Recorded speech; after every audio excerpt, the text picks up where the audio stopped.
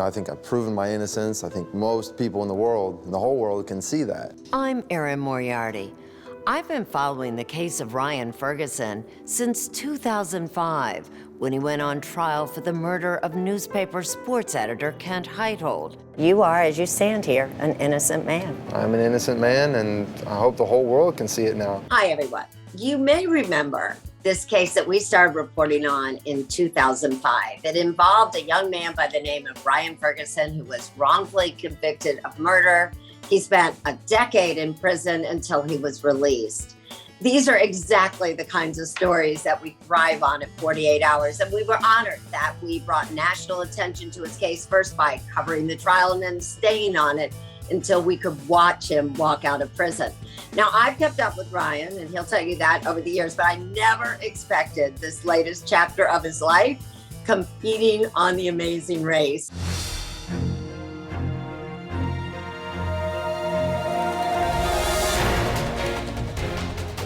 Go! How did this come up? I was very fortunate. I was on Instagram one day, and one of the casting directors actually reached out to me, and I thought it was a joke. I was like, not really going to be able to get on this race, right? I mean, this guy's like it's a scam. And I Googled him, and he was actually real. And I was like, okay, yeah, I'll check it out and talk to him. And so, yeah, it became this whole thing, and ended up being able to invite a friend. Did you ever imagine, honestly, especially when years back when you're sitting in prison, that you'd ever be traveling around the world like this? I did. I thought it would be with my father, and we have made many of those trips together. Unfortunately, you know, he's a little bit older and can't run as well because, you know, I love my friend Dusty, and it was great racing around the world with him, but being with my father would have been the coolest thing ever, as you know, our relationship. But yeah, so it's a little different than I envisioned, but it was amazing. Right now, the world is dealing with the coronavirus.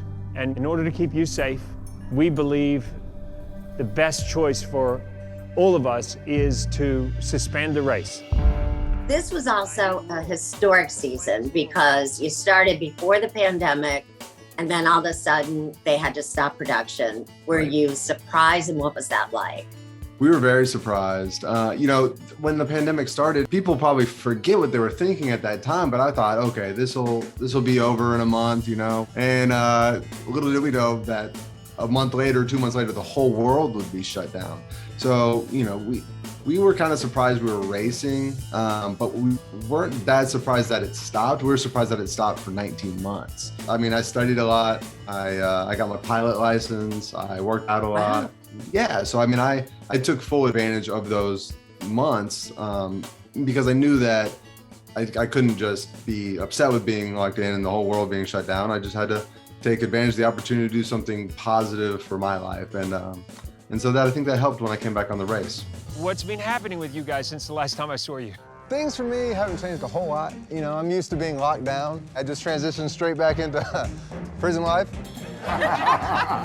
It does take a lot of physical strength, more than I realized from what I've been watching, but it also takes mental strength. And that is the one thing I've always noticed about you. You know, I knew you through those 10 years that you were staying in prison, and you only survived because you had this amazing mental strength. I was by myself for the first time driving down the highway. That's when I actually felt free.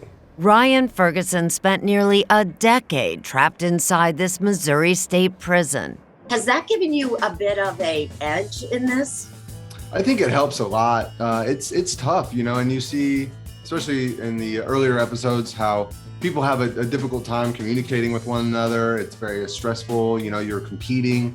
And for me, it was a lot easier, I think, in that sense, because I'm just like, okay, I've been through a lot of these stressful environments before, and I know how to support my teammate. You know, I know how to be traveling around the world with somebody like my father, or stuck in a room with somebody like my teammate. And so all these things just kind of came naturally to me. We knew it was going to be tough, right? We see some of the best teams you think, when you watch the race, you know, on other seasons, you see teams you think would be great do horrible. And for us, it was, we thought would be great, but we also knew it'd be challenges, and there certainly were. What else, you know, have you been doing since we last spoke? Right, thank you for asking. So I've moved to New York. I started a podcast called Prison Counts. So that's really something I've been wanting to do for a long time, because there's so many amazing people in prison. They've made big mistakes. They deserve to do time, but they also deserve to have a life when they get out, have opportunities, and they never had a voice. And so I wanted to create that opportunity for them, a forum where they could speak, talk about their realities, and humanize them, because people need to see that there's a lot of these individuals coming back into the real world, and they need our support, they need our help to be productive citizens.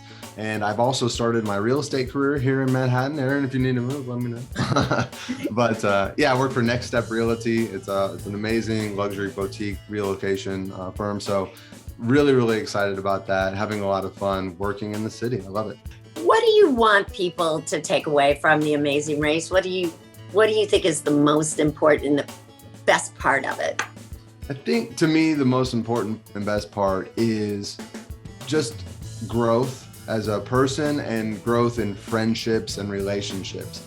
And then also within the team relationship, my buddy Dusty and I, we went through some hard times. We messed up a lot. He messed up, I messed up, he messed up a little bit more.